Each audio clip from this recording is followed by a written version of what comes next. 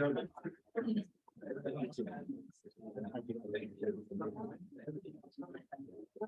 good evening, everybody. Great to see you all. Can you hear me? Great, thank you. Great to see you all, including those of you online. Welcome. My name is Marta Gutman, and I'm the Dean of the Spitzer School of Architecture.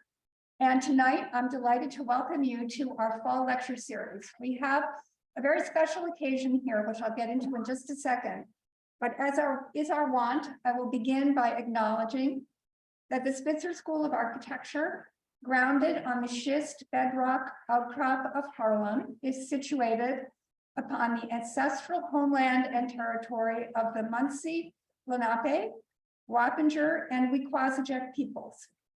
As members of an educational community, we are obliged to know the histories of dispossession that have allowed the City College of New York to grow and thrive on this vibrant terrain. As designers and thinkers, we endeavor to build in ways that lead toward justice, and we are committed to working to dismantle the ongoing consequences of settler colonialism. An appropriate entree into our talk tonight, I think. So tonight we welcome Paul Farber to the Spitzer School. He is co-founder and director of the Monument Lab in Philadelphia. He is author of A Wall of Our Own, An American History of the Berlin Wall, and co-editor of the Monument Lab, Creative Speculations on Philadelphia, for Philadelphia. He also serves as senior research scholar at the Center for Public Art and Space at the University of Pennsylvania's Weitzman School of Design. But before I ask you to welcome Paul, I would like to just make clear that his talk, which is titled After Permanence, is a special lecture here at Spitzer, co-sponsored by the Society for the American City and Regional Planning History. And it is the keynote for the 2022 SACRAF Harlem Conference. And so I would just like the people who are in SACRAF to stand up so we can say, well,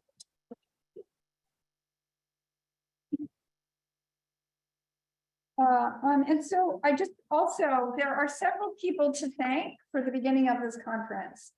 So first, by the way, for those of you at Spitzer, you may not know this, but I am not only your dean, but I am also the president of the society. So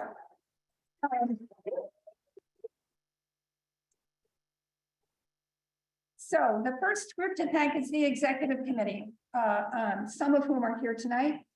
Brad Hunt, a former past president, executive, treasurer, finance maven, amazing guy to work with, also a brilliant historian.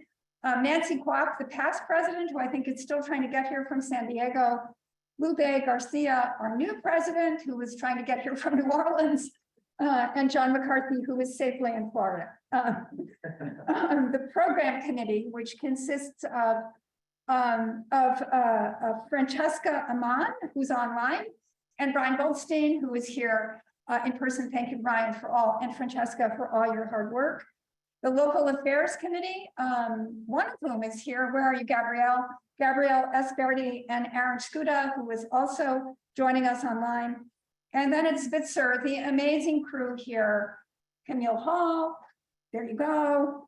Jason Garcia, who's back there assembling desktop podiums for Saturday's meeting, Michael Miller, and Nick Garcia. So please join me in saying thanks to all of them.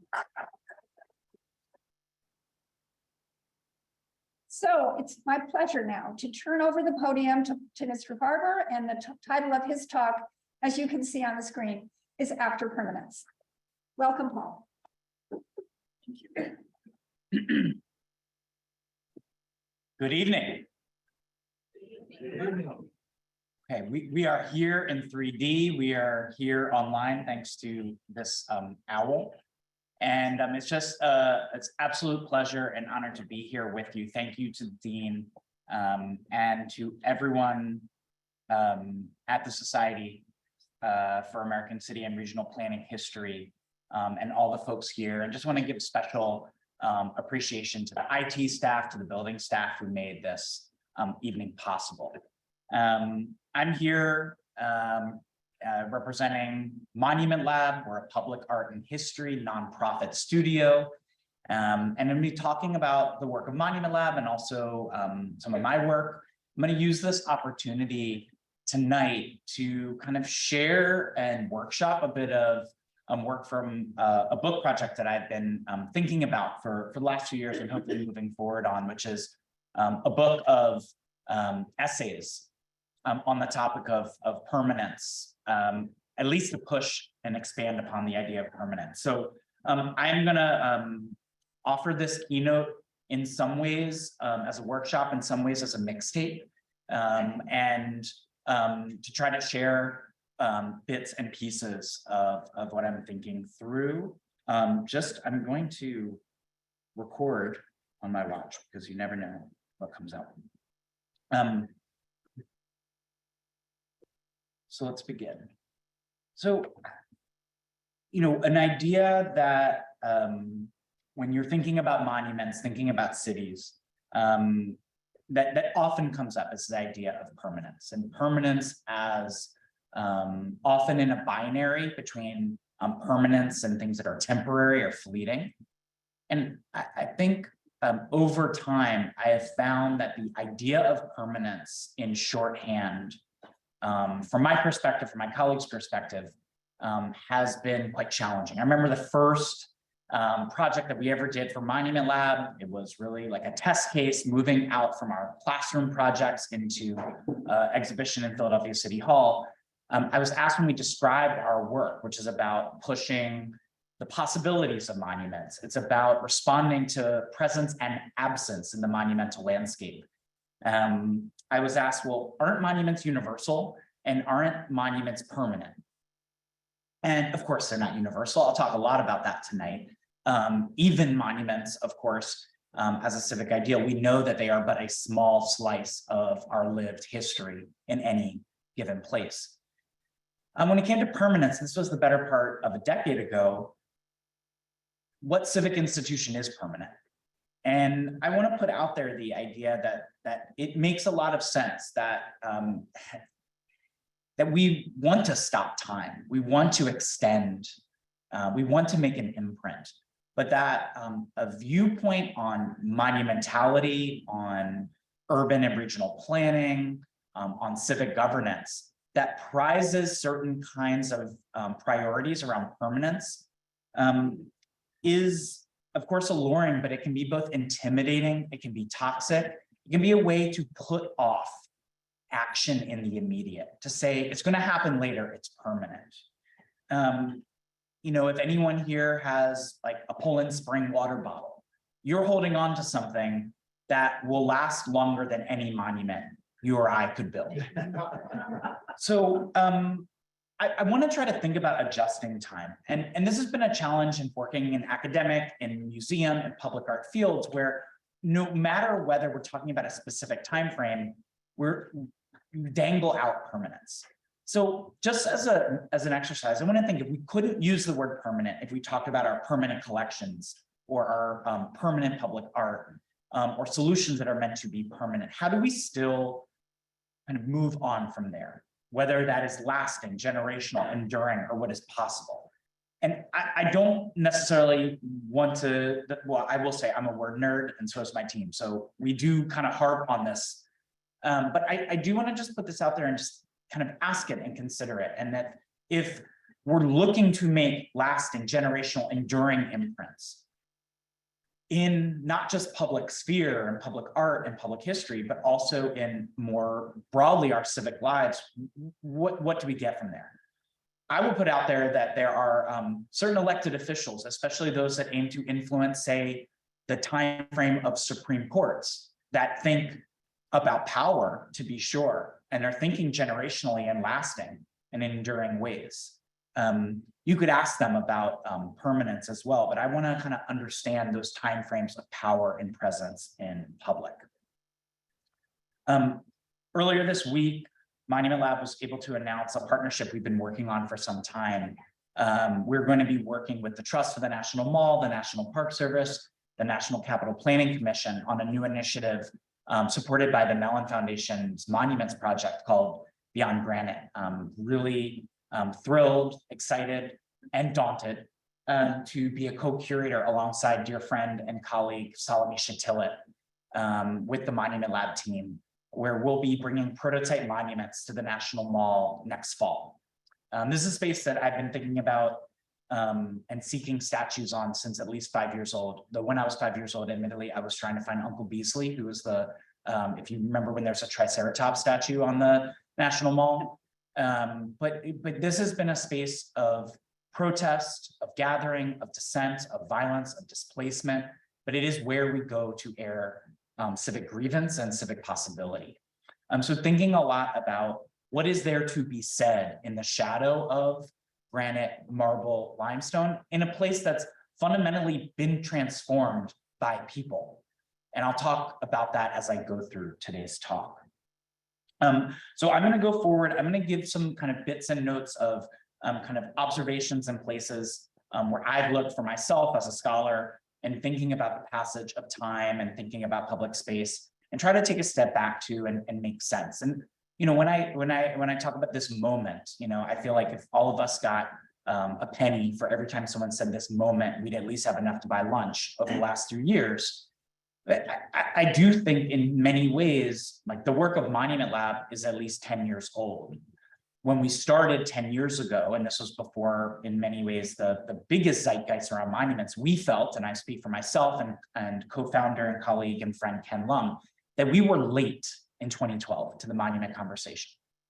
There were already at least a generation, if not multiple generations, that had responded to the disconnection between our values on one hand as a society and how we represent our symbols in public. And really trying to follow in that footstep of artists, of activists, of educators, of students. And so again, in this moment, in this place, in this time, what are the big and small ways that we respond? I'm going to go back to July 4th, 2022. Right as the closing of the July 4th parade on Market Street in Philadelphia, along a section of the street dubbed the Avenue of the Founders. And here is the moments of the last throes of a parade in honor of independence. There were a lot of curious symbols that were summoned outward at that point. Floats dedicated to immigrant and migrant communities and businesses, pride floats and drag queens. And as what happens, as I found in almost every major holiday parade in Philadelphia, a Santa Claus that was blasting tunes to a thick and muggy July air.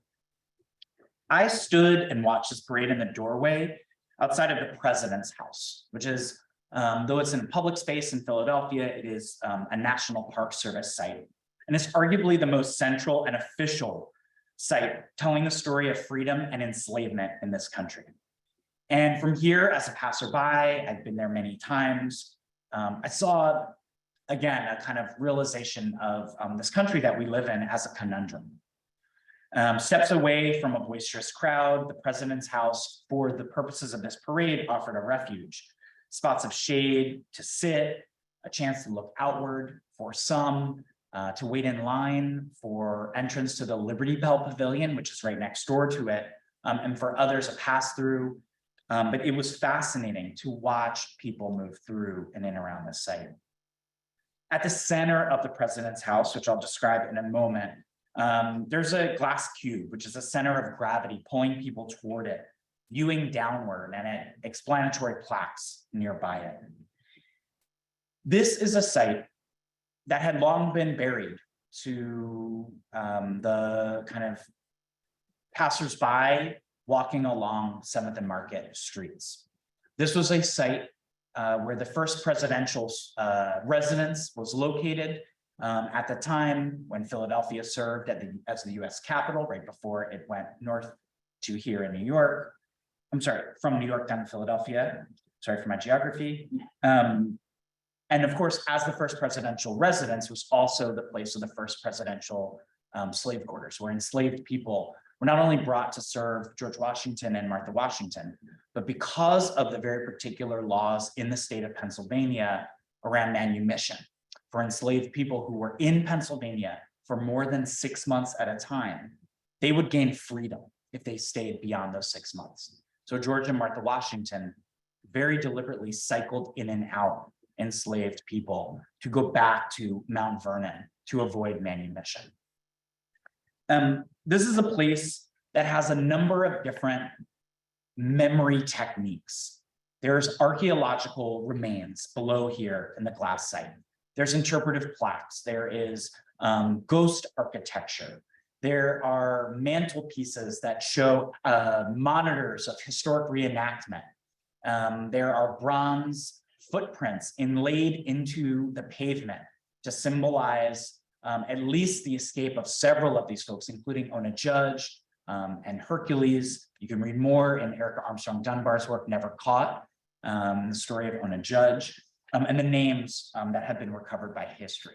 And of course, all of this is adjacent to the Liberty Bell Pavilion, right next to where the Independent State House, where the Declaration of Independence was signed.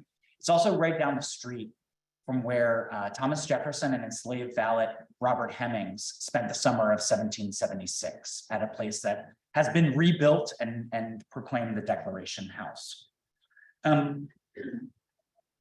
There are so many different techniques of memory here. There's different reasons why visitors would come here. I can't be certain how many people came on July 4th just to see this site, but nonetheless, in the way that its designers opened this space up as a space of both destination and pass through, it ended up catching people's eyes. And I want to say something about this site moving forward, which is that it would not exist if it wasn't for the work of activists, in particular Michael Cord, public historians, who pushed the National Park Service at a moment that they were refashioning the pavilion where the Liberty Bell would stand, itself an abolitionist symbol, and said that it's not enough to push this aside. It's not enough to say in a small marker that something happened here. It's important that the stories of freedom and enslavement live braided together right here in this space. I grew up in Philadelphia, a city that was lived in for over 10,000 years before it was ever founded, a city where freedom and enslavement have been braided together, where finding home and belonging has also been a part of displacement, where there's great pride and there's also sorrow, and all of that constitutes a sense of home that is vulnerable and palpable. And there's so many other places that I bet people here can maybe feel something resonant with that as well. I've come to know the President's House as a place to teach, as a place to dwell. This was one of many visits there. And the visits, in many ways, like the landscape, are open-ended. I want to see for years to come with this site here, what it will spawn as possibility in Philadelphia, in the United States and beyond, in a country that has no central memorial or monument to the legacy of enslavement, a series of sites that exist, to be sure, in museum form and different national park sites, but nonetheless, where artists, writers, activists have done the work that stands outside of necessary official designation. I'll talk more about that. As I left this site, I tried to continue to make sense of what I saw around me. I did not have time that day to wait in line to go through security to see the Liberty Bell. But if you go there and you're walking toward the State House, you can just see in a sliver of glass, you can see that crack of the bell. And I think about the words of poet Ursula Rucker, who said, like a bell named Liberty, let freedom ring, even though cracked, she still manages to sing. Her sound resonates both far and wide. How to be broken and still have pride.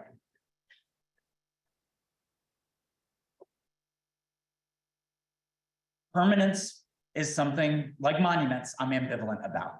I profoundly believe in the power of monuments to communicate across generations, to leave imprints, to leave signs of survival, of resilience, of stories of the past. But I also know that it's not enough. We can't stop time.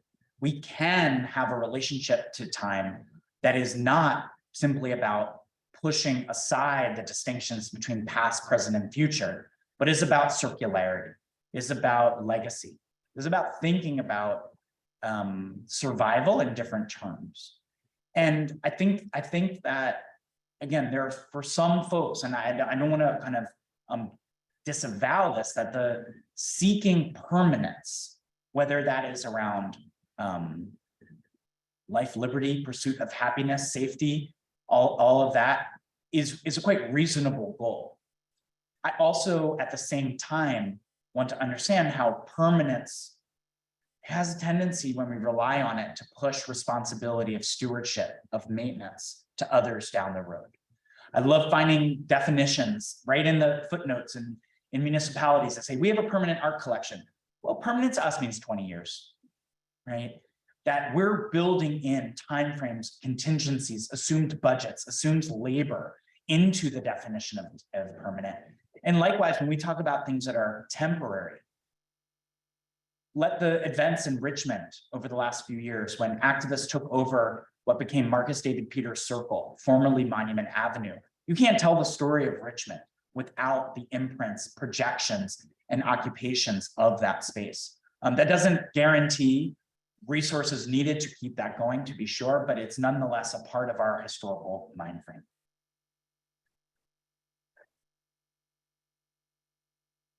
If you go traveling with me, you'll know that when I travel, I try to stand in front of empty pedestals, a perch for once elevated figures said to represent history, and I try to pause.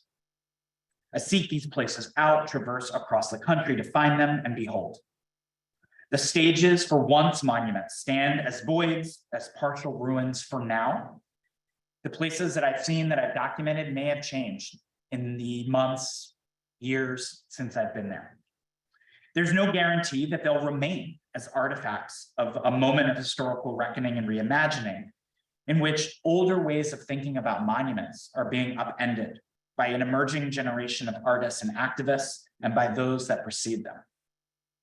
When I pause, I'm looking for insights into my home country's condition, how history lives with us and haunts us, how time moves in circles and progress is not predetermined, and how epidemics of grief, of loss, and of violence are overwhelming our condition. When I pause, author Toni Morrison referred to remembrance as flooding, and the process of, as she called it, literary archaeology as a search for truth. Quote, on the basis of some information and a little bit of guesswork, you journey to a site to see what remains were left behind and to reconstruct the world that these remains imply. The empty pedestals serve as emblems of our times, in part because they are sites and symbols of transition and uncertainty, struggle and resistance.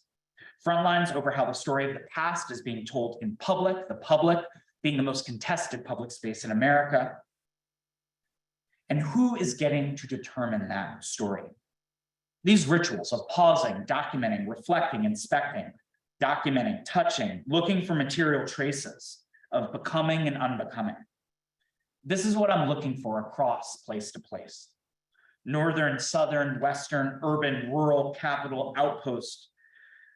Yes, I'm looking for deeper context in archives, in manuscripts, in conversation with scholars, practitioners, artists, activists. There is something about going to the site to find clues and traces that is, in some senses, palpable and other senses elusive.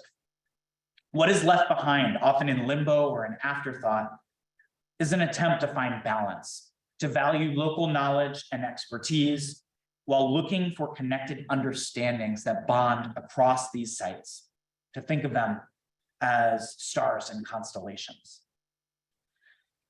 Monuments, as we know them, I know it's a very reasonable thing to think there is maybe some kind of agency out there in charge of all the monuments, and they have a list of all the monuments that exist and when they were built and who they were dedicated to, and right. And I get that. I used to think that too. Opposite. You ever try to reach into a drawer to find one chord, and then you all of a sudden like have pulled out every chord you've ever owned, including the ones you meant to throw out and the ones you haven't opened yet? Yeah. So actually, we've inherited a monument landscape that's a collection of federal, state, local, tribal, institutional, civic artifacts of things that we call monuments or have become to be known as monuments over time. Of course, when we think about the term monument in this country, we surely are talking about marble, bronze, stone figures on high. We're also talking about historic sites, ruins. We're talking about ecological formations, Sometimes we're talking about monumental architecture, sound, projection, protest. That's not even counting the unintentional monuments, the shuttered schools and factories. Because we don't have one definition of monument, that void around definition has largely been filled, at least for a century plus, by those seeking to utilize their own power to reinforce systems of repression. That is the broad sweep of our monument landscape. We're luckily in a moment where there are more and more monuments that represent collective struggle, that push the boundaries of who and what deserves a monument. But that's answering to a longer history, which I'll get into in a few moments. My life's work is driven by thinking about monuments and how they change over time. And I still find it hard to grapple with the number of monuments that we respond to. Though I'm looking at emptied monuments to be sure, and this is a part of a pilgrimage to go to these in-between sites. I also want to kind of clarify something. I'll talk a little bit more about Monument Lab's National Monument Audit in this presentation. But I also want to note that while, make no mistake, these emptied pedestals are iconic and meaningful, they're actually rare, sparse, in numerical comparison to the larger monument landscape that is still standing out there. Our audit at Monument Lab showed that for every, if we think about monuments that are in this country, 99.2% of monuments were not toppled in the last 2 years. I get 99.2% of my questions about toppled monuments. And to be clear, I'll say this now and I'll say it again, it is profound when people organize to take away and topple or go through civic processes to remove a toxic monument. And likewise, it can be profound. I've seen what happens in watershed ways that a new monument or new site of memory can usher in all kinds of other possibilities that live on and off the pedestal. But if we think about the broader monument landscape that we've inherited, we're talking about not just a lot of monuments, but mindsets that have kept these monuments up and mindsets that spill out into other systems of power and presence in public. The fixation on toppled monuments continues to reveal in some ways an internal haunt of American culture, the protection of property over people.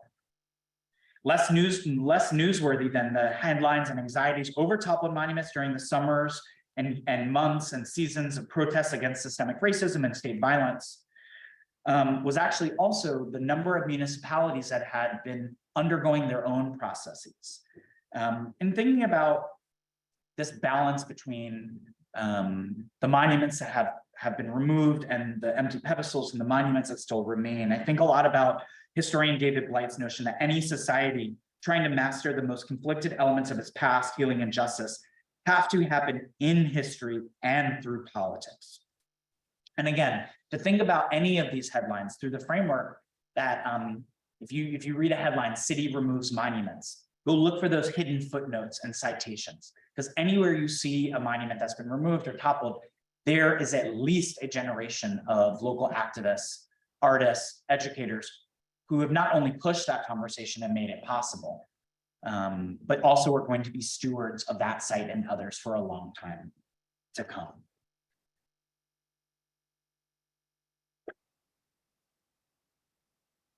As I noted, the past is the most contested public space in America. Our country is a conundrum. And I say those words sometimes as a mantra, as an antidote, and just like a statement of strange solace in the face of tumult. A way to get through the news, a way to find a path through. So as I think about this for myself and encounter so many other people who've been doing this work for a long time, who are newer to it, who connected in their own ways,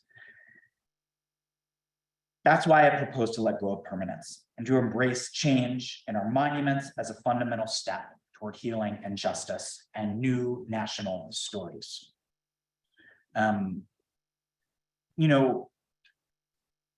As noted, I wrote my first book, did my dissertation on the Berlin Wall. and American artists, people like Leonard Freed, Angela Davis, Audre Lorde, Shinkichi Tajiri, and others, to reconcile my understanding of myself in history and memory, to approach what mindsets I was trapped in and what stories were trapped inside me. I had grown up understanding history as this long and soon to be finished story, written with good intentions, with an assumed arc toward inevitable progress. And it's taken me a long time to both learn and unlearn the ways in which history is not something that lives behind museum glass or is frozen in time in a statue, but exists with people in shards and fragments, stories where the past and present collide. As a Jewish person, as a queer person, as a white person, as an American person, in my upbringing, I was raised to avoid Germany as a place, as a people, as a context for exchange, let alone healing. So when I went to Berlin as a college student, I felt both haunted and I felt at home. I kept coming into contact with people who had, despite the intense shadow and heavy burden of history, had found their way through. I encountered memorials that were as big as city blocks, other as small as cobblestones, and the scars of the city ended up calming me, in part because it felt more authentic than many of the statues, museums, and history stories I was raised on. I found more solace in bearing witness to the acknowledgement of the past than I would have by its erasure. Amidst the heaviest of histories that I could encounter in Berlin, I also found spaces of connection, often characterized by multiracial coalitions and art making. My life's work would set me on a journey to find landscapes back home and elsewhere where trauma and transformation live together. The time frame of this process of discovery goes along with the rise and the founding and the thinking through of the organization that I have the honor to run and the team that I lead at Monument Lab. We've gone from a classroom project to a passion project to now an artist-led studio and nonprofit.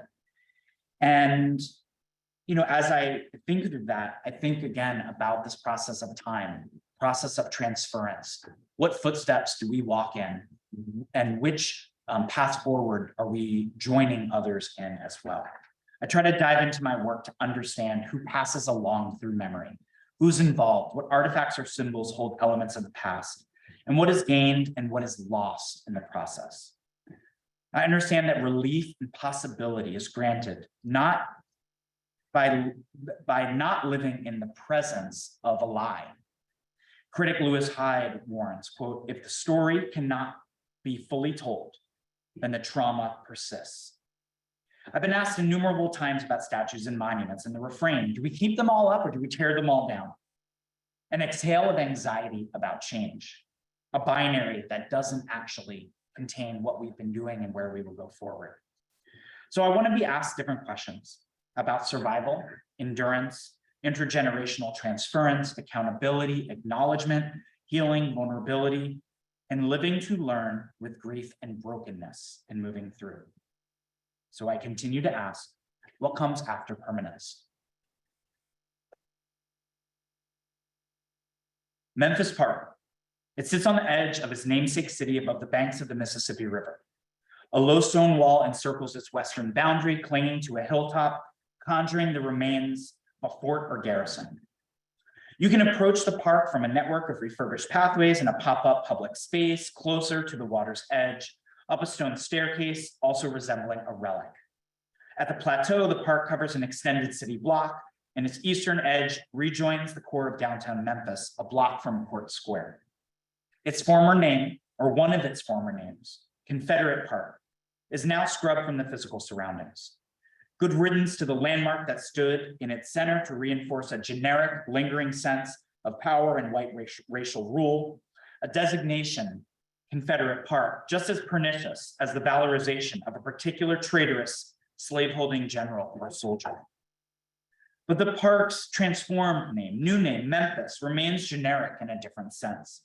Operated by Memphis Green Space, the name suggests inclusion for the city as a whole, as a platform for representation, despite the space's contested legacy. Online, as of at least a few months ago, you could still see traces of the old name on TripAdvisor.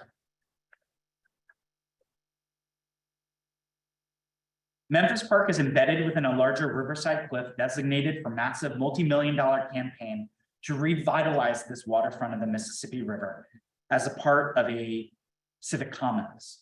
A report from 2016 from Groundswell outlined the plans for renewal, envisioning using connected, thriving public spaces to attract Memphians who may not ordinarily interact. The day I visited Memphis Park for the first time in 2019, I was joined by my colleague from Monument Lab, our designer, Will Hodgson, and we were in town to install an exhibition at Rhodes College across town. But that was a day that we spent in search of the city's commemorative sites, past and present. It happened to be Dr. Martin Luther King's birthday. He would have turned 90 years old that day. In a city that celebrates his legacy as much as it still mourns the trauma of his assassination more than 50 years ago, the entanglement of time and geography was on our minds as we ascended the stairs to the park. We found in the middle of the park what we were looking for, an empty concrete slab, where a tall bronze statue of the President of the Confederate States of America, Jefferson Davis, once stood. The sculpture was installed in 1964 and removed by the city in 2017, after the strategic sale of the park to Memphis Green Space, and more importantly, after years of grassroots organizing, especially by activist-led campaigns of taking down 901 and Tammy Sawyer. More than a year after the crane removed the statue and months since the pedestal was disassembled, there were a few signs of struggle that remained. The park had been rebranded. The old World War I cannons that had been in the park were removed. Only if you read the accounts online, heard testimonials of the takedown, spoke to people involved, you could discern what this empty cement signifies. And at the park, the most salient reminder at that time that something grandiose had been there before were a pair of lights that remained, shining upward into the space that the statue had occupied, now an unintentional monument of sorts. The park lived on as simultaneously a public space and a void. Across town on Union Avenue, the fate of the city's other Confederate statue at that time and still looms. The statue of Nathan Bedford Forrest, Confederate general and Grand Wizard of the Ku Klux Klan, was removed the same evening as Davis's. The empty pedestal, the last time I was in Memphis in 2021, was being demolished, and the alleged burial site of Nathan Bedford Forrest and his wife was being disinterred and moved. That's worth its own conference in of itself. And lawsuits abounded between the city, the nonprofit, and the Sons of Confederate Veterans. A few years later, I went back to the site in Memphis Park, and further elements of the history, and recently so, had changed. There were new artworks in the park. This site became a gathering point. And I will tell you, from a personal perspective, I'm ambivalent about this. Do we need to hold on to the past, even in its traces and elements? I would argue yes, but I can't tell you exactly how. The people of Memphis should be able to do that more broadly. But I also know what erasure looks like. And so green space and the stewards of the space face a dilemma here. The landscape is not in a state of arrest or shock. There are no lawsuits hindering this redevelopment. There's hope for new chapters. But here, where place-making pleasantries have replaced cannons, a question remains. Can a site of a former Confederate monument and park remain neutral ground? So this park sits on the city's fourth bluff, which is in modern-day Memphis, where we are now, but the area is part of a larger Chickasaw Bluffs, a geological formation that stretches along the Mississippi's edge, historic outlook that has served as a refuge from floods. And in a sense, the bluffs are named in homage to one of the main indigenous nations of the region, the Chickasaw, the same nation coerced from these lands, whose removal paved the way for the founding of the city of Memphis in 1819. In 1831, Alexis de Tocqueville, while writing Democracy in America, arrived in Memphis and witnessed the removal of native peoples from several tribal nations, several hundred yards away from this bluff and where this park stands, noting, quote, in this manner do the Americans obtain at a very low price whole provinces, which the richest sovereigns of Europe cannot purchase. These are great evils. And it must be added that they appear to me to be irredeemable. If you're interested in more histories of this space, they abound. You can find them from people like Vance Lauderdale and Memphis Magazine, and the transformation of this site from a green space to a place of Confederate soldiers reunion in 1907 to eventually being rebranded into what would later become Confederate Park. And after years of fundraising that happened to align with the civil rights movement, the construction of a Jefferson Davis statue. An invented landscape for leisure, a pointed form of Confederate commemoration, defined this public space as one of segregation, a military fantasy for Confederate apologists.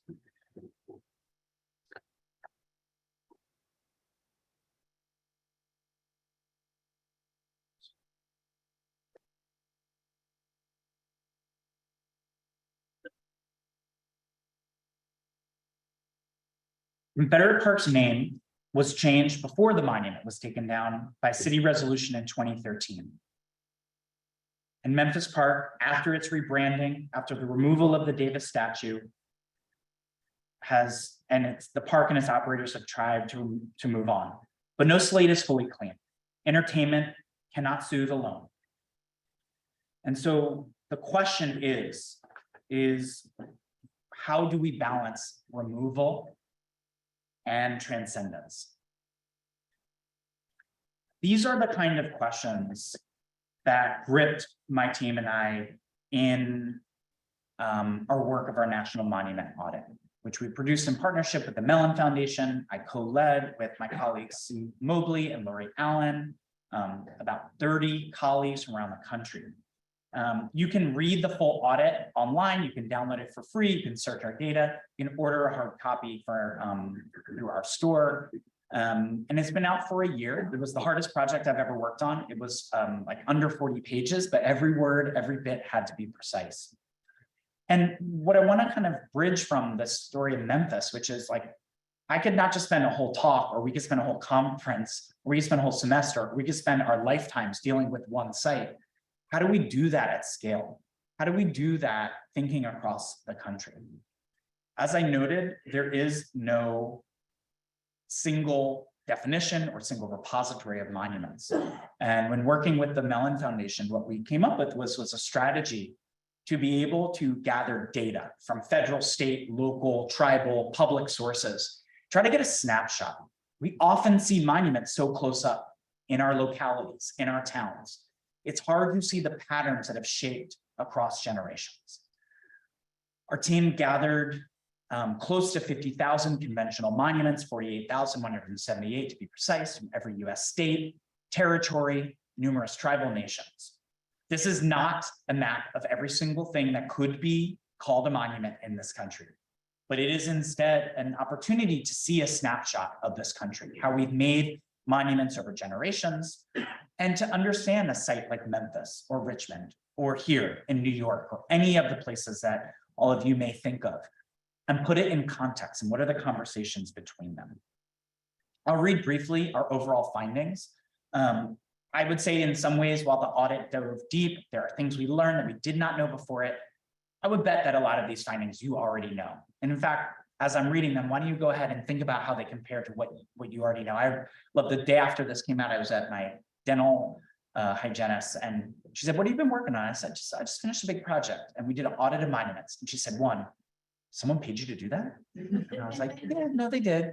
And she said, let me guess, a bunch of conquerors on horses. I was like, well, it's not everything but I know what you're saying. So here are the findings based on the questions that we asked our study set, which you can still ask in your own ways. So one, monuments have always changed. No monument is permanent in itself. They require money, maintenance, and mindsets to keep them up. Two, the monument landscape is overwhelmingly white and male. You probably already know that. 3, the most common features of American monuments reflect war and conquest. And as we know, that includes generals on horseback, artillery and cannons, but also long memorial honor rolls in small cities and towns. And despite the preponderance of war memorials, it actually probably underemphasizes the profound social, familial, communal losses in wherever conflict is finding itself and also where conflict reaches. And then finally, the story of the United States as told by our current monuments misrepresents our history. I'm gonna just cover briefly 2 of these points so we can get toward our Q&A. You can see the full top 50 list. What we gathered is the top 50 figures who have recorded monument records dedicated to them. I should also note that some of these figures faces, their statues may have been modeled off of life masks. Some of them actually had no known portraiture to affirm their faces, and nonetheless, they're in the top 50. What I want to call more attention to is the patterns. Like what we're looking at is not just one-off symbols, we're looking across the top 50. We have 12 US presidents in the top 50. We have 13 US generals. We did not count people who were only Confederate generals. They did not fight for the US. There were over 70% of this top 50 were landowners. 40% were born into wealth. Half of the top 50 of this list enslaved other people. And 44 out of the top 50 would be considered by our standards today white men. Women are highly underrepresented in this list. 3 of the top 50 are women. The number 1, Joan of Arc, then Harriet Tubman and Sacagawea. There were more Confederates on this list than Black Americans. There are no US-born Latinx, Asian Pacific Islander, or self-identified LGBTQ+ people on this list. Now, let's just be really clear. It doesn't mean that means there's no history there. It means that monuments have been a part of, over time, repeating over and over certain narratives. And then finally, the story of the United States as told by our current monuments misrepresents our history. In our study set, which gives us a look across the country in profound ways, when we type into our study set Civil War, 1% of those Civil War monuments mention slavery. Civil War was fought over slavery, full stop. So when I say mention slavery, what I mean is that the word slavery shows up on the monument, on the title, in the plaque, maybe in metadata that researchers locally cared to write down. That doesn't necessarily tell the story of self-emancipated Black folks, those who fought for the Union Army or fought for their survival, or telling us the legacy generations later. It just means the mention of it.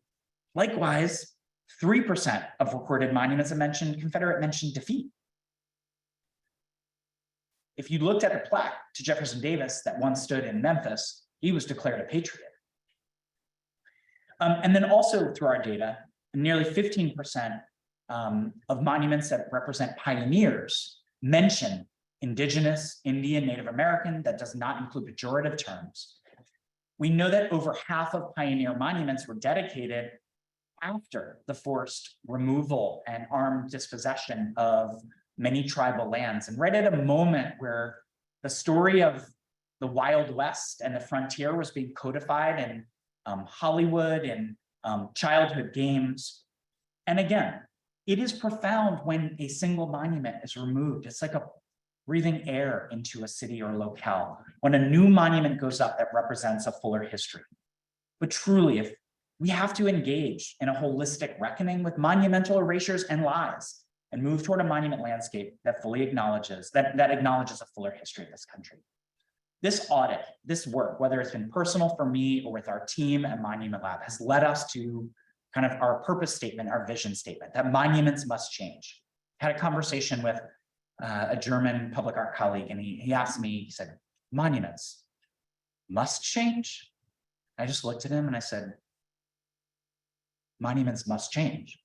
He said, monuments must change. It was like this, like there were like volumes between the breaks in that conversation.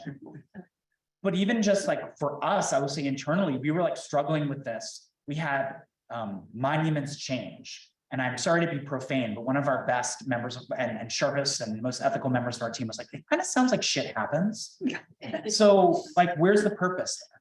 And this is not precluding that like all monuments don't matter and that, what about, no, it's saying that, again, if we are to live to our values and our visions and labor to learn from our past and imagine a new future, then they have to change. And this is heavy work, but we get inspired by viewing what people are doing already on the ground all around the country. That this is not new work, even if it's new to you, welcome in. But perhaps there are people here online or in here who already have been doing this work, that everything I've said is not new and that this is reaching in those own ways. And again, we can repair and reimagine how history lives with us every day, not behind glass, not up frozen on a plaque, not in maps from the past, but as a vivid force. I want to close just with a few slides here for you about where Monument Lab went after our audit and what continues to be a source for me in my writing and my book, but also in our learning as an organization. When we were fortunate enough to be inaugural grantees of Mellon's Monuments project, as we had done in other major moments in our development, we sub-granted and pushed out a quarter of the funds at that time. Sometimes it's less, sometimes it's more, which ended up being $1 million to 10 sites around the country under a project that we titled Regeneration.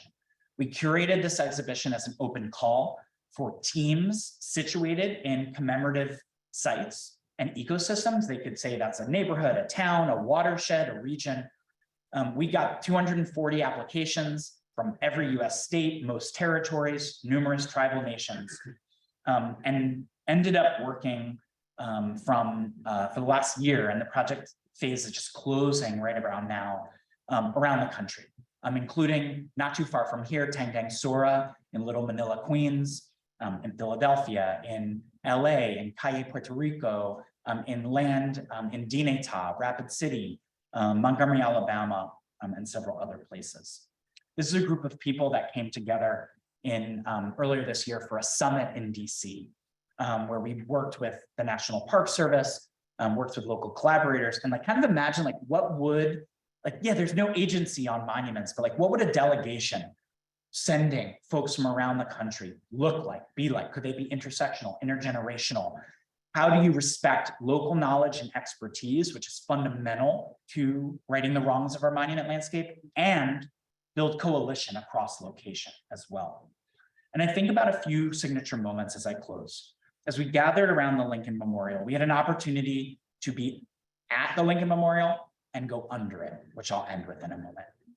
I love seeing my dear colleague and friend, Michelle Browder, from Montgomery, Alabama, hold up her penny on the left here to the Lincoln Memorial to scale it into perspective. Like that's one of the most powerful things about public art, and proposing it and imagining it is scaling art to ourselves and vice versa. And then seeing three leaders from 3 sites around the country, walking with Dineta in the area that we now call the Four Corners, the Rapid City Indian Boarding Schools Memorial Project on land under the plinth in Tongva Land in LA, looking out from below the site of Lincoln. And this went along with really powerful conversations with federal and local officials about, well, what are we doing about the site here in DC, but how does the site in DC help us understand other places more broadly around the country and beyond? And I close with an image from a remarkable place, which is underneath the Lincoln Memorial. Over 100 years ago, the space around what would become our most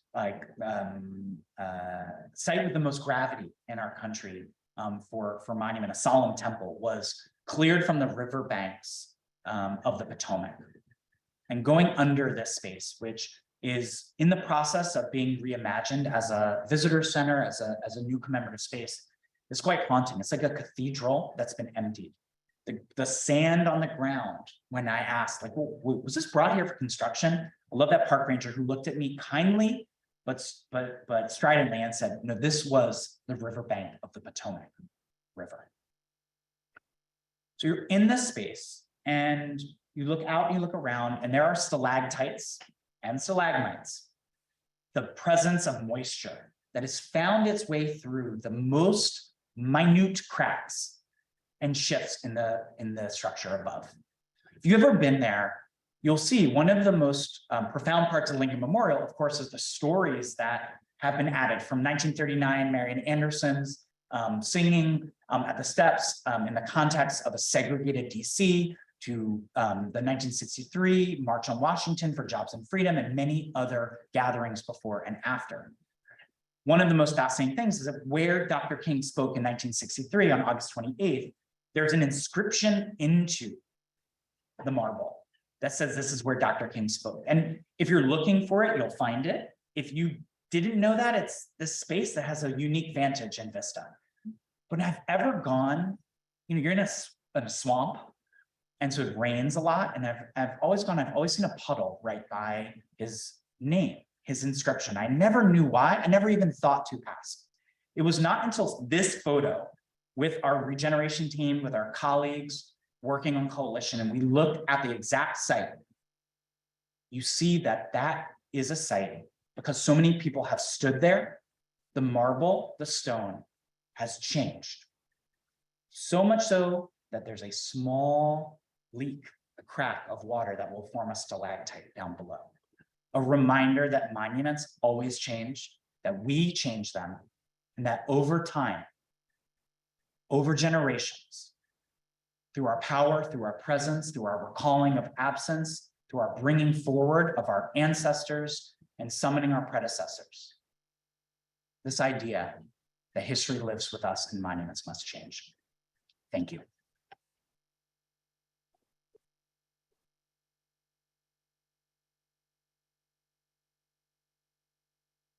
Thank you very much, Paul. What a great talk. So we can now have the forum for questions, which are going to somehow work out online as well as in person. But why don't we start in person? Are there questions here? There must be. Yes, in the back. Hello. I can hear you, and just also for the folks online, I may try to repeat your question back so they can hear it as well. Got it. So I want to ask you a question because obviously you're focused on monuments that have a very meaningful meetings with them, very impressive meetings. But I wanted to ask you about monuments that are being built now, or monuments that are more in a positive ways. I wanted to ask you, like, I wonder if that's the direction we should go, because there's also the statement that can happen. Granted, it's more for the permanent statues, but the idea of like, we don't need to tell our history through statues or through memorials. How do you think about that? Like, should we, in general, avoid the idea of memorials, even positive ones? Yeah, that's a great question, and I'm gonna do my best to summarize it for our folks online. So you'll correct me if I totally get it wrong. But the question of especially as we're reckoning and reimagining monuments, and I'm absolutely paraphrasing here. Do we need statues? Is that and traditional monuments and memorials? Is that the way through? I say to that is a very openness and an understanding that in different spaces and different contexts, groups of people memorialize in ways that are meaningful to them. And so just try to add some kind of context to that. So one is, yes, I believe that there are really dynamic ways to show your history that are not in figural statues. And at the very moment where we're starting to open up the possibility that more people can be represented other than old white men on horses can be represented, I don't want to just like, all right, now no more statues, bye. Like, I get why there are communities when you go through a process that leaders in that community, advocates will say like, we hear you, we want that bronze statue. And sometimes that bronze statue, even if it's of an elevated single figure, still can speak to the collective.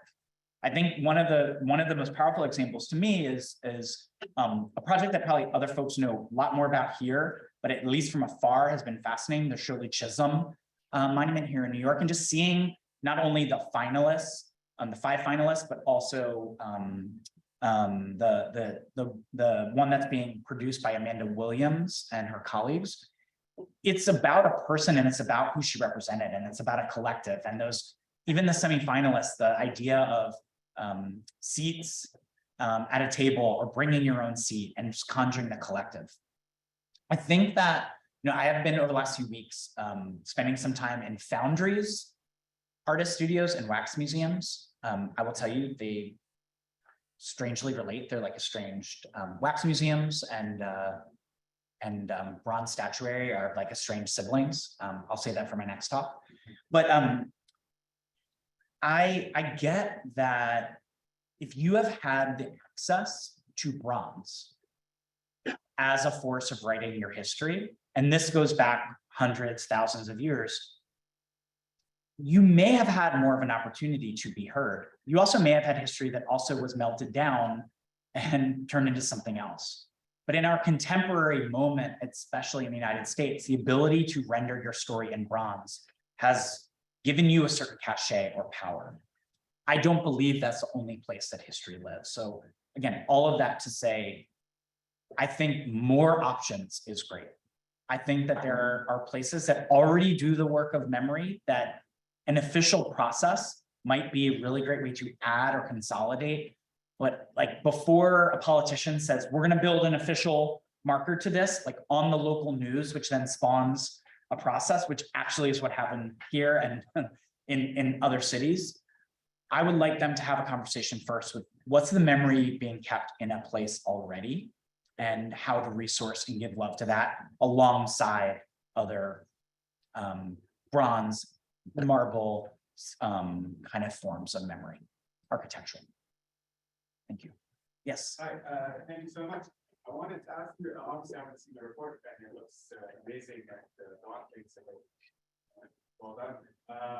Could you explain a bit about your definition of a monument, specifically to, for example, I'm a student at UC San Diego, so I visited the mission, San Diego mission. Are the missions, the California missions, are they in the report? And what is specifically, do you consider each sort of built structure as a separate monument, or and the whole thing is as well?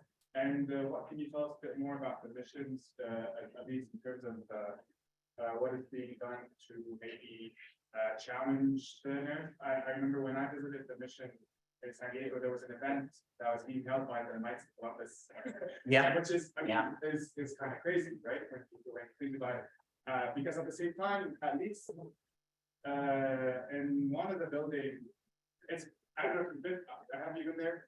I haven't been to San Diego. I've been to It's very similar, I'd imagine similar ones. It's a scary place in a sense where it houses some of the torture tools for the kids that were forcibly converted to Catholics.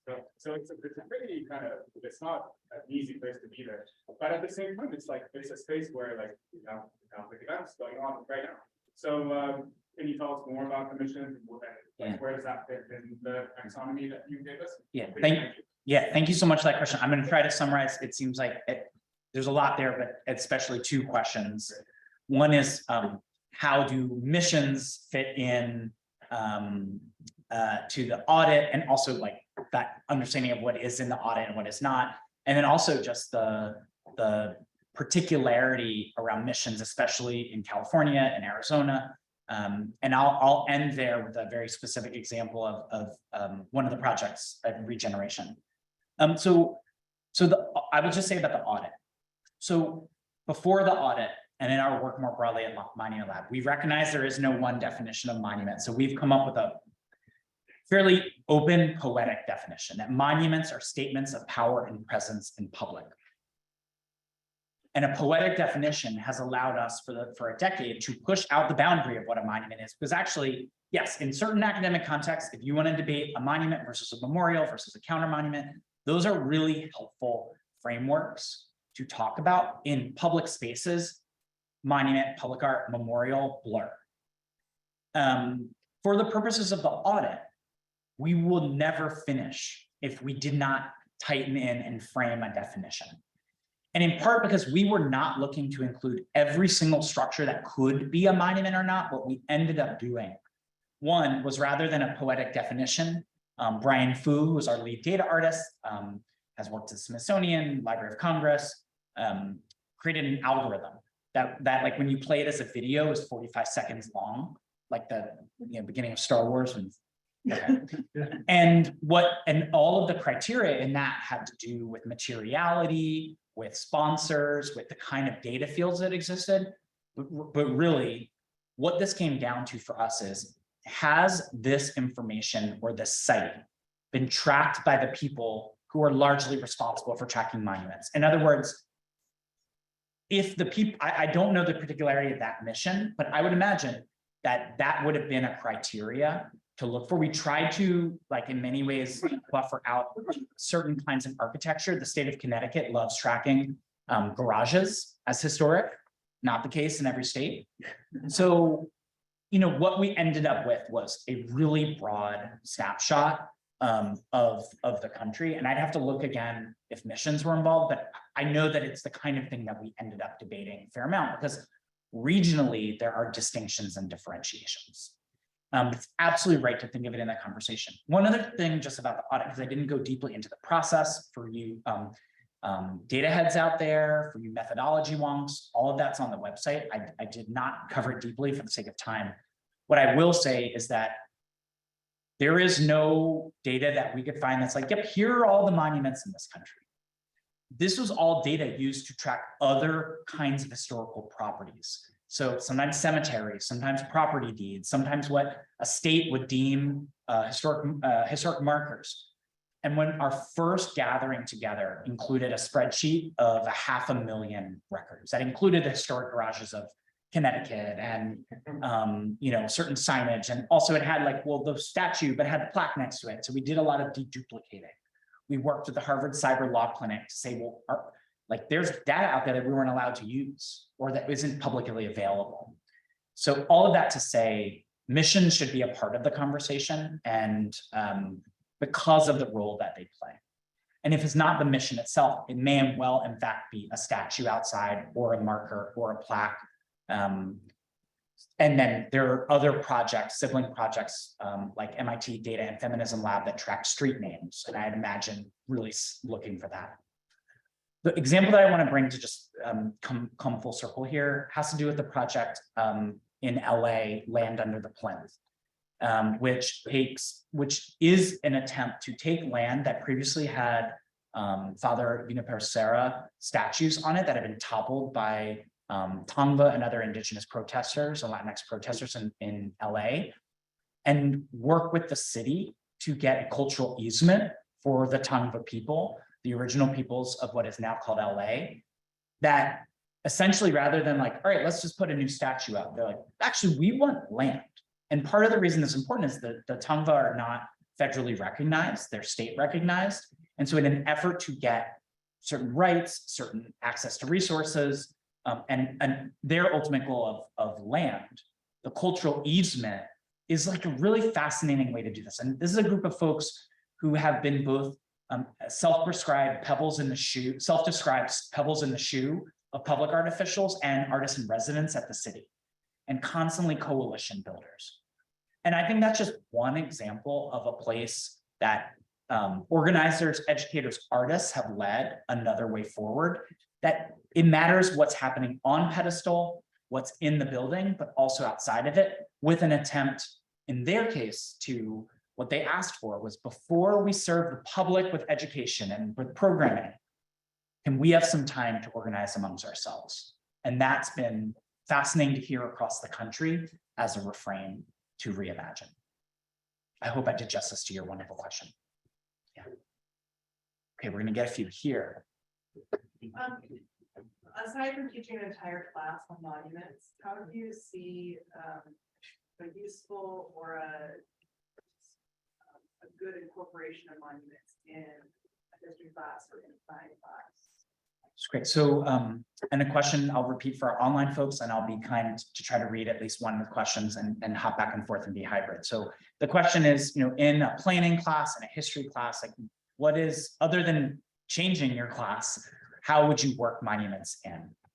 So I love that question, and it's one I have not gotten before. I appreciate it. And I think that, you know, there are any number of fields that could be fields that take on monuments. Art history has generally been one of those disciplines. But I think like what we're constantly finding is that the field of monuments is profoundly interdisciplinary, transdisciplinary, cross-sector, inside and outside the academy. What I would love to see is, in many ways, following up on some really interesting work by folks like Andy Shankin from Berkeley, who've been writing about memorials, especially that exist from bygone eras, and are like, he's written this really beautiful book called The Everyday Life of Memorials. So it's like about all the traffic circles that we've traversed around where monuments are in the center, nice and lonely, and talking about that as a viewpoint to see not just urban development, redevelopment, placement, displacement, but like how the automotive has profoundly transformed our cities. Like these are unintentional ecological bellwethers about our sustainability and livelihood. So that's one example of thinking about this. I think in many ways, when when statues or monuments become lightning rods, and by the way, for like every time there's a prominent monument in the news, there's like thousands that are like the old furniture in your living room that you forget about, and you're like, that old thing? I mean, I do this for a living, and I like still find monuments in my own city, like, ooh, I didn't see that one. But when they become a lightning rod, it makes sense that something just left there from generations before, no matter how much fanfare, no matter what historic commemorative dates, the Knights of Columbus or other groups will rally around it, that people utilize that as an access point to understand systems of power. It's much easier to protest around a statue than a statute. I'd say that line. Okay. It's much easier to protest around a statue than it is a statute, which is to say that you can access points of power and process through the monument. I'd love to see planning classes, history classes, not necessarily have to divert entirely, but ask ourselves the question of how is the thing that I'm teaching about, the thing that lives in the archive, the thing that has structured a particular place, time, era, how is it living today? Because what you might find is a statue that's prominent, a statue that has utterly been forgotten and covered in you know what. You may find a statue was removed, or the place named after this person has a rock that has screw holes left in it, but someone has taken the plaque. Like there is this rabbit hole that you can fall down as a practicum in your classes or as a touchstone that, no pun intended, but maybe pun intended, that really is about these moments where you can see process of power in cities and shaping of them, and how have monuments participated, and how do presence and absence live together in our monument landscape? To me, that's one of the ways to kind of constantly call that up. And the last thing I'll say is that, something that's been haunting me recently, we all know the kind of shorthand retort to the changing monument landscape as like, but don't erase our history. How many neighborhoods have been bulldozed where we don't hear that from those same folks? And I think there's a great opportunity, and it's frankly already happening by folks in this room, I know for a fact, that you've been calling attention to how history lives in place, how history lives in planning, how history lives in process in ways that are powerful, that are not either or. It's not like, let's take on our symbols or our systems. Let's do them together.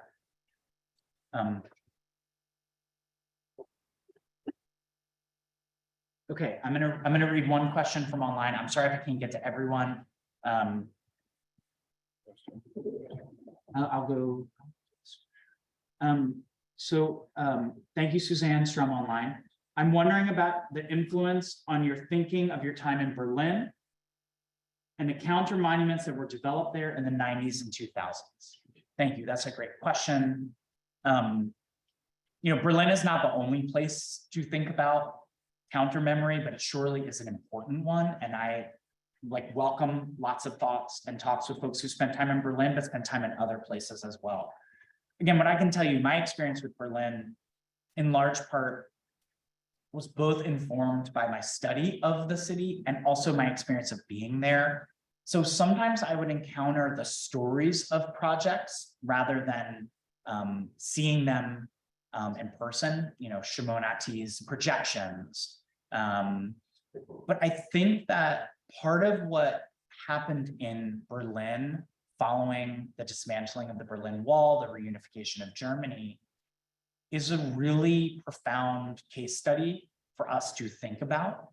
My mentor and colleague Penny von Eschen just published a book about Cold War nostalgia and memory, and like the kind of moment of hope that was not just epitomized in political treatises, but also in pop culture at the end of the Cold War. Like, we did it, end of history, rah, rah, rah, that's not possible. Okay, so what Berlin kept showing us was this is a space that has a layered trauma.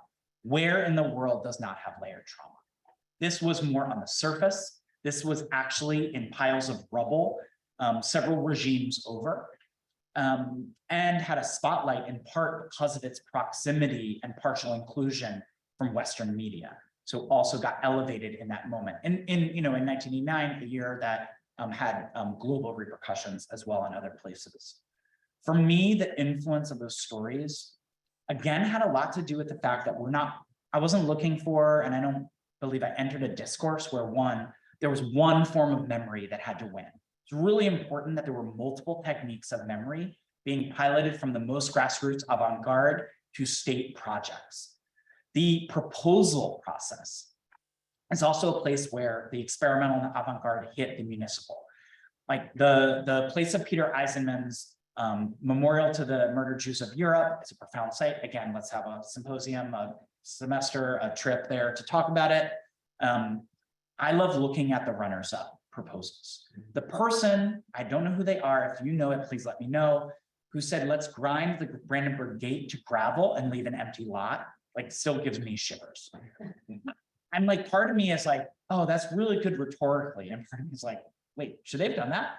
So I'm fascinated by that. And then I think finally, the memory culture in Germany, and again, there's a lot to say that I'm shorthanding here, also was accompanied by a reparations program for Jewish families and others whose livelihoods were destroyed, and educational programs, and prohibitive laws.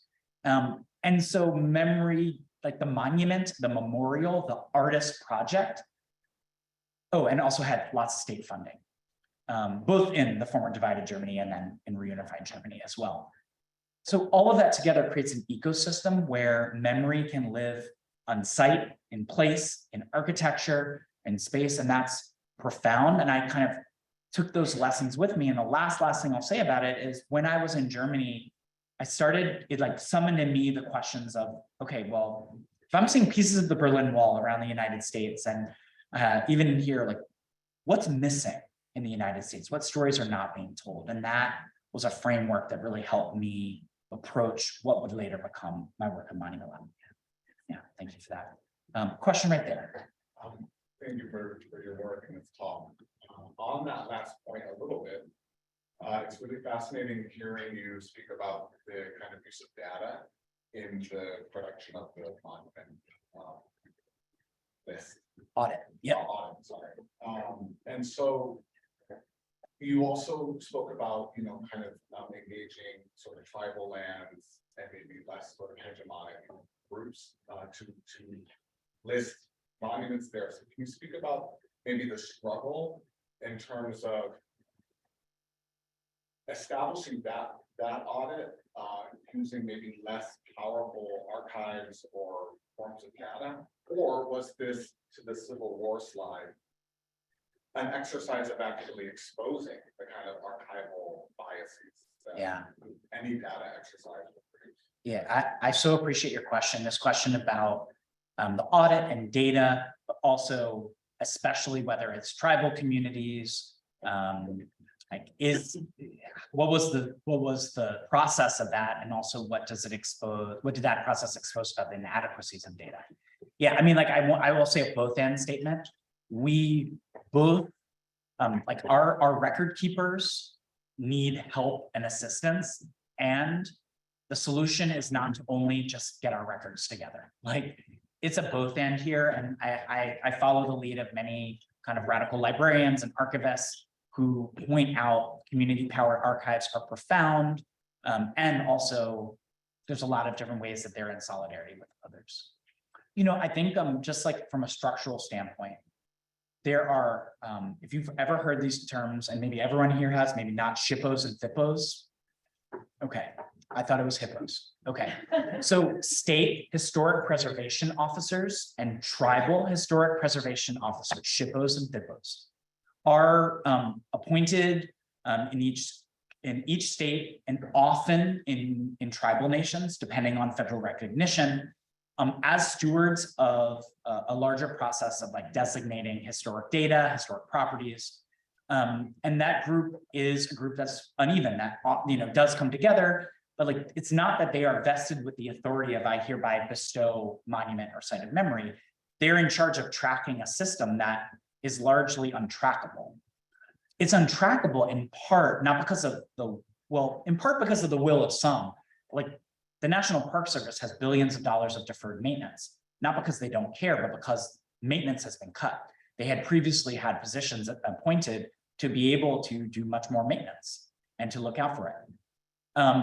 Even the data from some of these federal agencies is not as available. So by looking at different sources and how they spoke together, there would be times where you would actually find partial data in one source and partial data in another and bring them together. I think it was fascinating to try to find, even the act of saying, we're going to reach out to every SHPO and FIPO so that if someone reaches out to us at the end and say, you didn't call us, at least we contacted them. We also talked to a number of folks who are like, oh my God, could you call us in a year? Or wait, do you have the power to help us? Like, can you help us? Because I'm here and I got my old system here. I'm not, like, it was just amazing to hear that. And I think it was important for us, again, to do both and like give love to the record keepers, because we cannot overstate how woefully underkept our records are in historic properties, the things that we say matter the most, and that should be done in coordination with other forms of memory keeping. I think the last thing I'll note, just because to your question, again, just an example for folks to follow, to take a look at, is the work being done in Rapid City, the Rapid City Indian Boarding Schools project. Rapid City is Lakota land, a part of a long-standing dispute around broken treaties, the Treaty of Fort Laramie, and is also the home of Mount Rushmore. And so in the shadow of Mount Rushmore, there is a group, a nonprofit, now really a collective, intergenerational, including young folks and elders who are in attempts to build a memorial to children who are buried at boarding school. And, I just think about like that space in the shadow of a site that is ancestral holy land that is commemorating itself. In one sense, and the other sense, it's a place that continues to add layers to the struggle and the story. And so it's just fascinating, like anytime you zoom into one place, you'll get the particularities, but you'll get this larger story of meaning coming together. Yes, right here. Thank Hi. you so much for your talk. So fascinating. And I am conflicted with the word monument. And I am not an historian. I don't come from like a discipline that works with historical perspective. But the word of monument itself implies a very particular rhetoric and positionality. So I wonder that whether in your work of decolonizing, revisiting, what is the space for permanence and memory and respect and rewriting a story, shouldn't we rewrite the idea and the rhetoric of monument itself? And I say because while Trump was asking that, I said, is it fair to call a mission a monument? Is it fair to like call a place for urban memory a monument? And so it's like, can we like start talking in a different language? Yeah. And would people not know what we're talking about? Yeah. Sorry. I really appreciate that. And I just repeat, like, do we need the word monument? I don't know the answer to that. And I'm not sure. I think I will probably spend my life on the fence. I'm Paul, I'm ambivalent about monuments. I try to listen to the chorus. And what the chorus has told me is it's precisely as you said. monument, no matter what you remediate or change, like it has violent connotation. It's like putting a flag into soil that is not yours and proclaiming it, writing your name on land or calling it land. And that, like, you can't separate its history. It's hard to do that, or even, you know, so I feel that, and that's part of where I kind of stand. I also have seen people reclaim the violence of it to do other things, whether it's the physical site or the word. Like, there's something about hearing over and over again. You know, I think about artist projects. There's one actually, I mean, there's too many to name that. Like, I'm thinking one in Newark, thinking one in by Project for Empty Space and Express in Newark. I'm thinking about one that Monument Lab did with the poet Ursula Rucker, where people say, like, I am my own monument. Will you be a monument? And there's just, or the project that Mel Chin has done with us called To Me, where he built 2 ADA accessible monument plinths that, like, anyone could be a monument, but you had to share that space with the other person on the other side. So, like, if you took a selfie, no one would see you, but you had to get someone from below, and it created all these power dynamics. So I say all that to say I'm ambivalent, and I think the way you share that is quite powerful. That, like, it's not enough. Like, if you're in a garden and you're like, oh, I'll just nip the top of this weed. Like, if you don't respond to the toxic legacies underneath it and remediate, as environmental practitioners, remediate toxic soil, then what are we doing it for? If you don't acknowledge the ways that history lives, not in bronze and marble, but in altars, in stories, in community archives, in families, and resistance movements, and song, maybe we need that too. And I also see how people have reclaimed it. And so that's why I'm remaining ambivalent and appreciate, rather than the options of, and I don't think you're doing this, but like I mentioned the talk, like, I think it's often this argument put up often in shorthand, like, well, what do we do with the monuments? Do we keep them all? And I'm like, well, if I follow the lead of folks that have inspired me, they're like, okay, that's an interesting question. Can I just turn to, like, what's happening right here? And in this community, we actually don't use the word monument because it's too harmful. We've come up with another word. Or, yep, we call ourselves a monument collective because it gets the news to turn our way. But when they come here, we do something else with it. So that's the openness. That's also ambivalence. And it's hopefully a generative one. I think we have time for one more question. Okay, right here. So Yes. Yes, you. Good, got it. I have a question just to follow up on your SHPO and SHPO comment about preservation. So obviously you mentioned last time in this talk that buildings can serve the same function as monument and storyteller. And of course, you know that only 2% of the things on the National Register have to do with African-American history, right?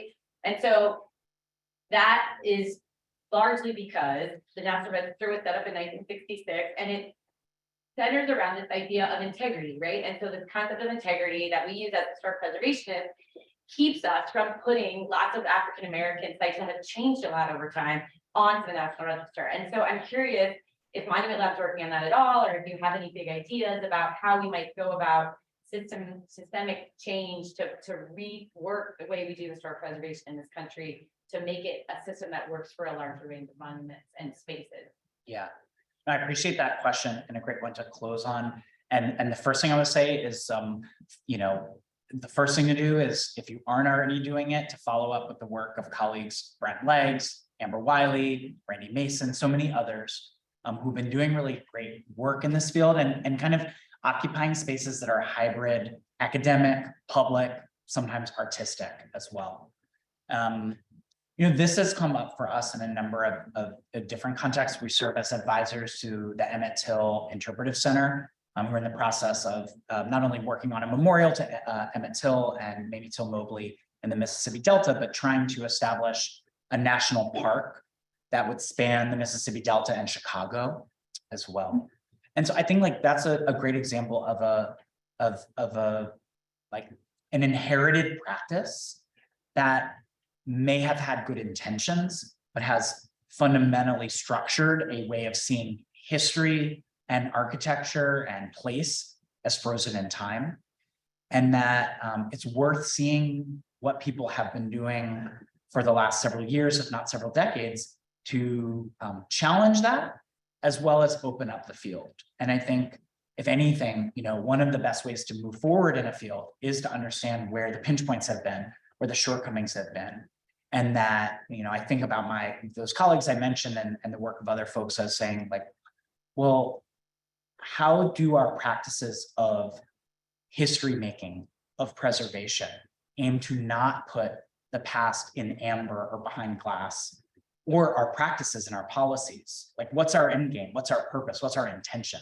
And if your intention is to open up the field for both capital and social value, then you do that. I think sometimes we want a different outcome. We're unwilling to change the process. And what I often say is like, well, if you want a different outcome, you have to really think about the process, and that's another place to think through it. Yeah, thank you.